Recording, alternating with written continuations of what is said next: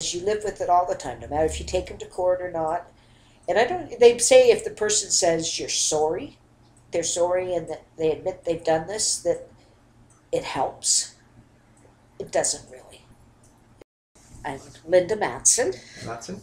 Okay. Um, going to be 60 this month. Mother of 2 children, Mm-hmm. 5 grandchildren. 5 grandchildren, that's fantastic. It's them up over there. I still have nightmares at night. I bang the walls apparently, and so I have amitriptyline to put me to sleep at night, and I don't know what it's called. my brother tells me it's get happy pills. From the time I was 2, I was sexually raped both ways by my father, rectal and vaginal. Not only, and sold to men for sex. I have a lot of, like I have fibromyalgia, I have rheumatoid arthritis, I have osteoporosis, I have, and a lot of it, like your mom says, oh, that's symptomatic of what you've been through. So, yeah, so I live in hell going on because, you can't do a lot of things. But I'm still alive and healthy and happy to be alive for my grandkids and kids. When I was younger, I would say 15, 16, and tried to kill myself and ended up in a psychiatric hospital because I was trying to get away from the abuse. They told me I was crazy and lock up the key, throw away the key kind of thing. But I worked my way out eventually when they stopped trying to release me with my father. And went into a halfway house, but I still kept trying to kill myself to get out of the horror that I had been through. And went through psychiatrists who said, can't forget it, move on kind of thing, or my father had convinced them all I was mentally ill kind of thing and making this up because he was a big person in the community. So until I met your mother. She was my therapist, and I was seeing the doctor at that point said, there's no helping this woman. We're going to just send her back to psychiatric hospital, lock her up for life, throw away the key. And your mom said, no, let me try, and she did. And I'm here today because of her, but the misunderstanding is like when I went to teachers and that in school when I was young, principal would take me on his desk and give me candies and say, and call my parents, who would be my father, who said, oh, she got grounded today, so she's making this up because she's angry, or he always had a reason for everything, and so teachers didn't listen or anything else. But then on the flip side of that, he was selling me to, and my sisters and brothers. There's 5 girls, 1 boy in our family. The one has died, my sister. But he, at least I knew he sold me to other men for sex that were Masonic men, policemen, any children's aid, any place that we turned. He had his foot in kind of thing. So there wasn't really any getting help. And I think if you get help, and you look at it and realize that it's not your fault and that it's not part of you, it's not bred into you, it's not something that's passed on, that you can make it through it, that you won't re-abuse. Like I've babysat children all my life. I worked in a daycare, and that was and even with my own children when I was going through therapy with your mom, I was so terrified I might abuse them because that's the saying. If you're abused, you'll abuse, and it's not true. If you get help, you won't abuse. My brother, when his little girl was little, said he looked at her one day and thought, oh, what a little figure she had on her, and oh my God, am I becoming my dad?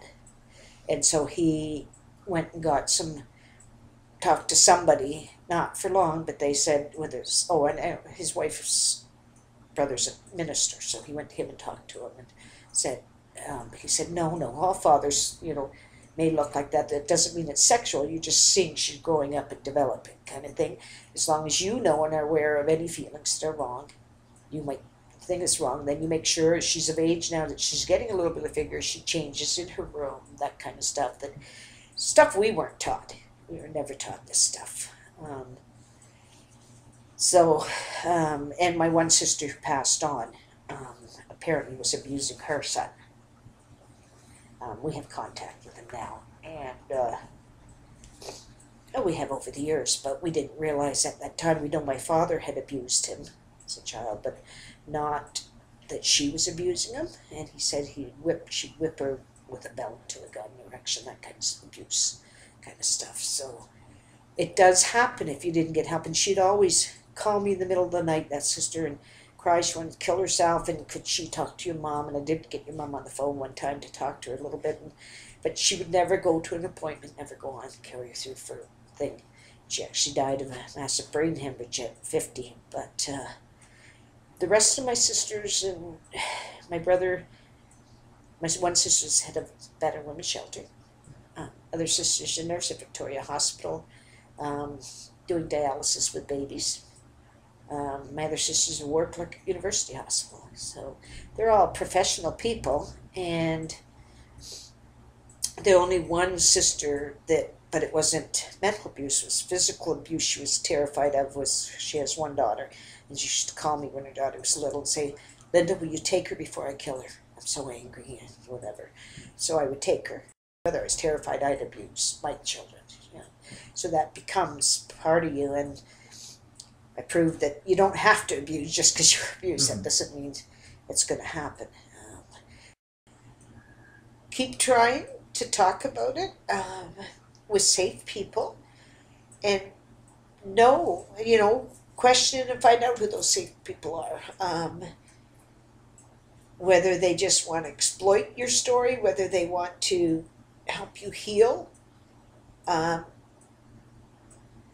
whether they just want your story to hurt you more, because there seems to be all those out there, but keep trying, because there is somebody, and that you're worth something. Like if I had died back years ago when I was trying to kill myself, I wouldn't have my beautiful children and grandchildren to be seeing them growing up, and I wouldn't have the caring friends and people around me that I've been able to build today, because there is that. And for most times, I feel I'm worth something, because you have something to give back to this world. And I always say, earth is heaven and hell. It's what you make it. There's no heaven up there, no hell down there. It's right here. And if you can take control of it and be aware of what's your triggers are, what you need really in life, that there's help there. There's safe help there. And you can become more sane. And I tell everybody I'm crazy, but that's okay. That's a funny crazy. That's not a crazy crazy. But and there's people out there who need you.